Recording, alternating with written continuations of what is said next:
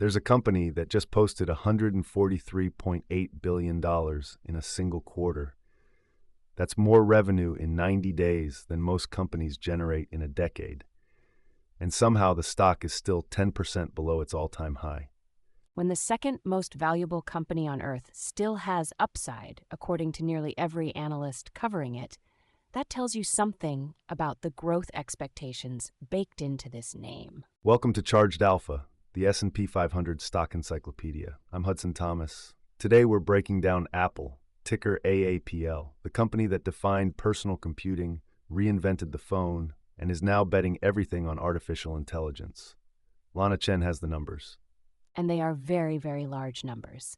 Apple is headquartered in Cupertino, California, founded way back in 1976 by Steve Jobs, Steve Wozniak, and Ronald Wayne.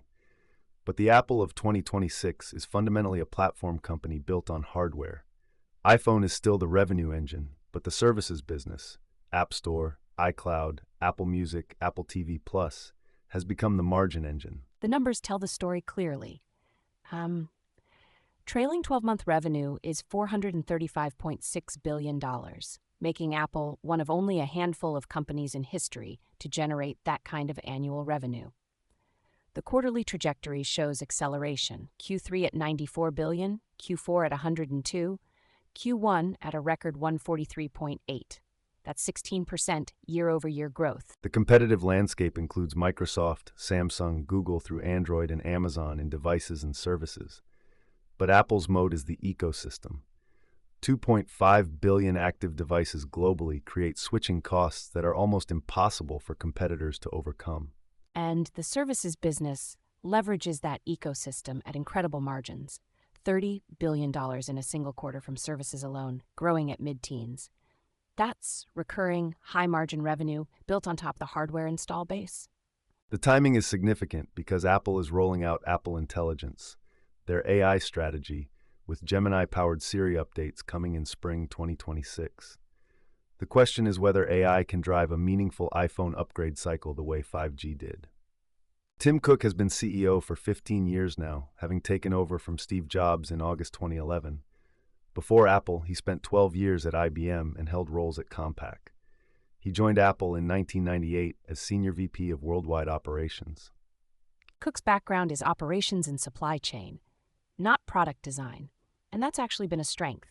He's built the most efficient supply chain in consumer electronics, navigated COVID disruptions, chip shortages, and geopolitical tensions with China without missing a beat.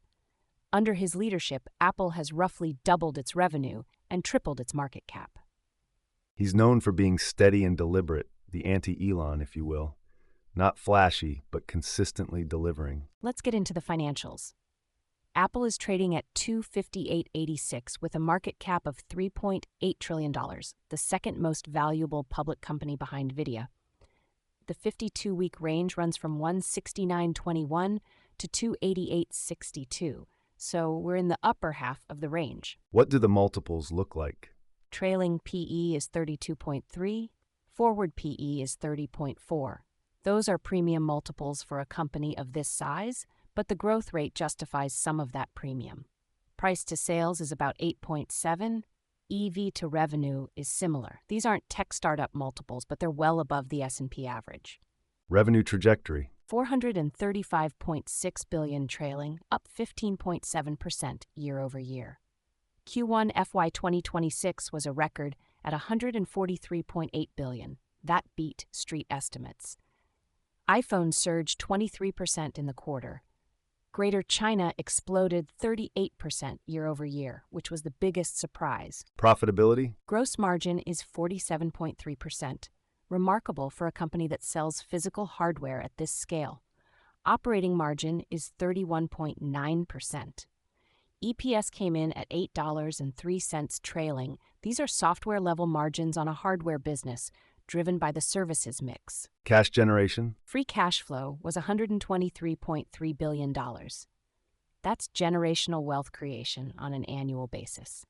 The balance sheet shows $45 billion in cash against $90.5 billion in debt. Apple carries more debt than cash, which is unusual but intentional. They use debt for tax-efficient capital returns. Current ratio is 0.89, which looks low but is normal for Apple's working capital model. Overall, Apple's financial health is strong. The revenue growth, margins, and cash generation are elite. The only question is whether 32 times earnings is the right multiple for a company growing at 16%. What are the analysts saying? 77 analysts cover Apple. That's one of the largest coverage universes in the market. 29 rate it buy, 16 hold, and 4 sell. The consensus is buy with an average price target of $300, implying about 16% upside from current levels. Range goes from $215 to $350. Who's the most bullish? Wedbush has the street high target at $350. They're betting big on the iPhone 17 supercycle and Apple Intelligence monetization. Morgan Stanley is at $320 on AI-driven services growth. Goldman at $295 and Barclays more cautious at $280, flagging regulatory headwinds. Last earnings on January 29th beat on both revenue and EPS. Guidance calls for 13 to 16% Q2 growth with gross margins of 48 to 49%. Bull case number 1, Apple Intelligence. The spring 2026 Gemini-powered Siri update and AI feature rollout across the ecosystem could trigger the biggest iPhone upgrade cycle since 5G. If even 10% of the 2.5 billion installed base upgrades in the next 18 months, that's a massive revenue wave. And the services attach rate on those new devices would be higher than ever. Number 2, the iPhone 17 supercycle. New A19 chip, 120 Hz ProMotion displays across the lineup, and native AI capabilities are creating a compelling hardware upgrade story. Number 3, services premium tier. There are rumors of an Apple Intelligence Plus subscription launching in 2026 or 2027 for advanced AI features.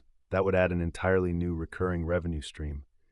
And number 4, wearables health innovation. Apple Watch hypertension monitoring and the Vision Air headset are potential new product categories. Bear case. First, China dependency. Greater China represents about 20% of revenue, and geopolitical tensions create ongoing risk. Trade restrictions, supply chain disruptions, or consumer boycotts could materially impact results. 20% is a lot of exposure to one market. Second, AI execution. The Siri overhaul has already been delayed to mid-2026. If Apple Intelligence underwhelms relative to ChatGPT and Google's offerings, the upgrade cycle thesis weakens significantly. Third, services margin compression. The DOJ antitrust lawsuit and China's 25% commission rate reduction could create 100 to 150 basis points of margin headwind. Fourth, iPhone saturation. At 2.5 billion devices, the TAM is mature, and growth becomes dependent on replacement cycles rather than new adoption. Let's compare Apple to the megacap field. We looked at Microsoft, Alphabet, and Amazon. Microsoft trades at 23 times earnings with 13 times sales. Actually cheaper than Apple on a PE basis despite strong enterprise AI monetization through Azure and Copilot. More diversified revenue. Alphabet is at 27 times earnings, 9.8 times sales, similar growth but 90% ad revenue concentration. Amazon at 28 times earnings but only 2.3 times sales due to its massive retail revenue base. So Apple trades at the highest PE of the megacaps? It does. The premium is the ecosystem moat and the services margin trajectory. Whether that premium is justified depends entirely on whether Apple Intelligence drives the next growth wave. Options picture? Put-call ratio of 0.68 bullish. IV at the 63rd percentile, so moderately elevated. Call clusters at 270 and 280 suggest traders positioning for a move toward the all-time high. Put support concentrated at 250. The options market is cautiously optimistic, bullish bias but pricing in some volatility around AI execution and China demand. Insider activity? 0 buys, 5 sells recently. CEO Tim Cook sold about 65,000 shares in April through a pre-established 10b5-1 plan. The 2-year net insider transaction total is roughly negative $400 million. This is standard for Apple. Executive compensation is heavily equity-based, and scheduled selling is the norm, not a bearish signal. What should investors watch? 3 things. First, Apple Intelligence adoption metrics. When the spring 2026 update drops, watch for Siri usage data and AI feature engagement. That's the leading indicator of upgrade cycle strength. Second, services revenue growth rate, mid-teens, is the guidance. Any deceleration below double digits would signal ecosystem monetization is plateauing. Third, China quarterly revenue. The 38% surge in Q1 was the biggest positive surprise. Sustainability of that growth rate is key to the bull case. Lana, bottom line on Apple. Apple is the gold standard of consumer technology. $436 billion in revenue, 47% gross margins, $123 billion in free cash flow, and an ecosystem moat with 2.5 billion active devices. The stock trades at 32 times earnings, with 16% upside to the analyst consensus target of $300. The debate isn't about Apple's quality. It's about whether AI can unlock the next growth chapter or whether the premium valuation already prices in the upside. The key metric to watch is iPhone unit growth in the back half of 2026. If Apple Intelligence drives an upgrade wave, the stock re-rates higher. If it doesn't, the multiple compresses. We'll close with one from the man who started it all. Steve Jobs once said, "The people who are crazy enough to think they can change the world are the ones who do." Apple changed the world once with the iPhone. The question now is whether AI gives them the chance to do it again. That's going to do it for episode 52 of Charged Alpha, Apple, ticker AAPL. If you found this deep dive valuable, share it with someone who owns or is considering Apple stock. And hey, if you want to run the same research workflow we use to build these episodes, everything's free at chargedalpha.com. 11 screening tools across stocks, ETFs, options, crypto, bonds, REITs, commodities. No sign up, no paywall. The same data that powers this show is sitting there waiting for you to run your own screens. Check it out. Until then, I'm Hudson Thomas. This podcast is for informational and educational purposes only. Nothing discussed today constitutes a buy, sell, or hold recommendation for any security mentioned. All investments carry risk, including the risk of total loss of principal. Past performance does not guarantee future results. Always do your own research and consult with a qualified financial advisor before making any investment decisions. The hosts and producers of Charged Alpha may hold positions in securities discussed on this show. This episode was researched, written, and produced using AI-assisted tools. All data has been aggregated from publicly available sources and may contain inaccuracies. Data is current as of the recording date and may have changed. Ooh, we do! That ticker tape starts dancing fast. A bull market thrill that's built to last. Dividends are ringing up the swing. Listen to that sweet ka-ching. It's a Wall Street swing. That fast-paced rhythm makes you sing. Yeah, the Wall Street